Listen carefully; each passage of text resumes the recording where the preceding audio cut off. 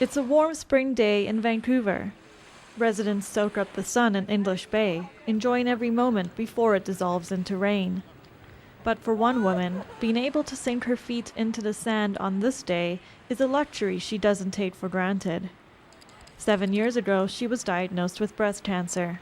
I took radical measures. I had a full mastectomy and the start of reconstruction, which would have been within the same operation, and within a month after that I had a full hysterectomy as well, because I took that as a prophylactic preventative measure, because I knew the link between breast cancer and uterine or ovarian cancer down the road. During her mastectomy, Carol underwent implant-based breast reconstruction.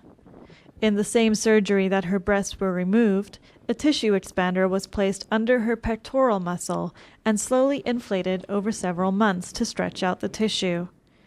In a second surgery, it was replaced with a permanent implant. But the process proved to be much more painful than she anticipated. It has been challenging. I don't know if it happens in every case, although I do have heard of other women with the same sort of thing, where there is nerve damage, and with the removal of the lymph nodes and the way the reconstruction works, the implants go underneath your pectoral muscles. It sets up scar tissue and pain in the nerve section, which is, I presume it's going to be there for the rest of my life. On top of physical pain, Carol says she has struggled emotionally with the loss of her natural breasts. When you have a double mastectomy, we're not just talking about the breast tissue, but the nipples, everything's gone. And I was fortunate enough to get tattooing done so that there is the appearance of nipples there. But when you touch yourself, there's no, it's smooth. There's no nipple that you feel or anything like that. For men, they associate sexual arousal with seeing a woman have nipples and seeing that they change, that they become erect, that they can touch them and feel them, that there's something actually there, not just smoothness.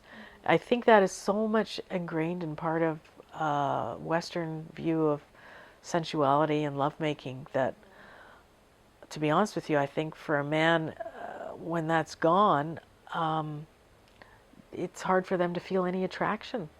It has definitely affected my relationships, it's a very difficult thing for men to deal with. And it's a funny feeling to have like a dual existence in the sense that when you're fully clothed and people look at you, they can't tell. And in some ways, I look better now than I did with my own breasts because they're larger than what my original breasts were. But at the same time, immediately, for me, when I unclothe, I take my clothes off. It's the awareness is always there. Intimacy is a difficult thing with it. Yes, I think I'm going to be really open here. That I don't know how men deal with it when a woman has had a double mastectomy with nothing. I imagine that's difficult. But it is equally difficult for men to deal with looking at somebody who has what looks like breasts initially, but they're not.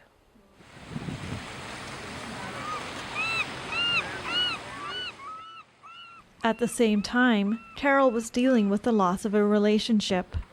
Her longtime partner left her when she told him she had breast cancer. He said to me, I remember just before I was diagnosed, he said, I don't think I can't deal with this. This is really affecting me, how much you're thinking about this and worrying about being diagnosed. And I didn't think at the time that it was going to make it so difficult that we couldn't stay together. But in the end, it wasn't something that he could handle, no. And we split. I was devastated. But at the same time, I was numb. I was so focused on trying to get through each stage. And I guess I always thought that he would come around.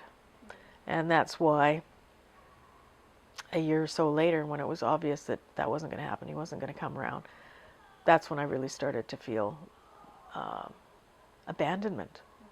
I felt I felt like I had done everything wrong, that it was my fault. But at the same time, logically speaking, I didn't ask for breast cancer. I found myself at times thinking maybe I should have asked him for forgiveness for me having a disease. Her pillar of support ripped out from underneath her, Carol says at her lowest low, she began to feel suicidal.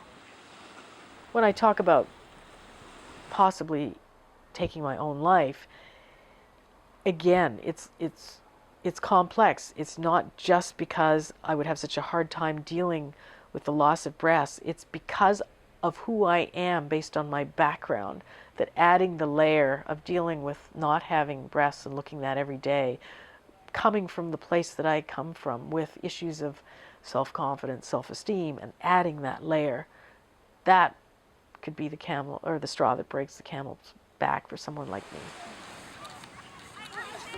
Today, Carol says she has mixed emotions about her breast reconstruction. Although her pain has been somewhat relieved by exchanging her original saline implants with much lighter silicone ones, even that has had its downsides. The thing about silicone is it doesn't conduct heat. So with saline, it had its issues and I couldn't deal with it in the end. But one of the things that was nice about it was when I touched myself, I felt the warmth of my own body. To be honest with you, silicone feels like a cadaver. You touch yourself and it's cold. It doesn't matter whether it's 25 degrees Celsius outside or -4. It's cold. It's like touching a dead person. And that is a daily reminder. That's a weird sensation. And it's also, I have a lot of admiration for my current partner because I know he would feel that when he touches me, that it's stone cold. He never says anything. And I admire him for wanting to still embrace me in that area of my body and not recoiling at touching something that normally you would only feel if you were touching somebody at a wake or something like that. Despite the struggles she faces, Carol says she is aware just how lucky she is to have survived cancer. For her younger sister Dawn, the odds were not in her favor. A year before Carol was diagnosed with breast cancer, Dawn died in her arms of the disease. And so this is me with Dawn. I guess it would have been about a month before she died. And that was her husband, Richard. The last month or so of her life, she started losing weight rapidly because of the cancer, obviously. It's still hard because of the upbringing we had, which was so difficult.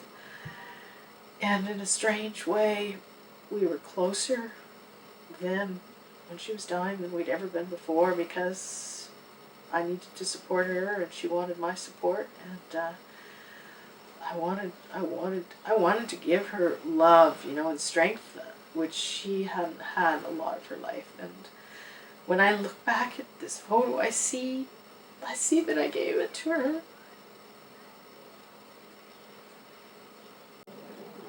And I guess I think that little did I know that she was giving me the gift of life at that moment, at that time.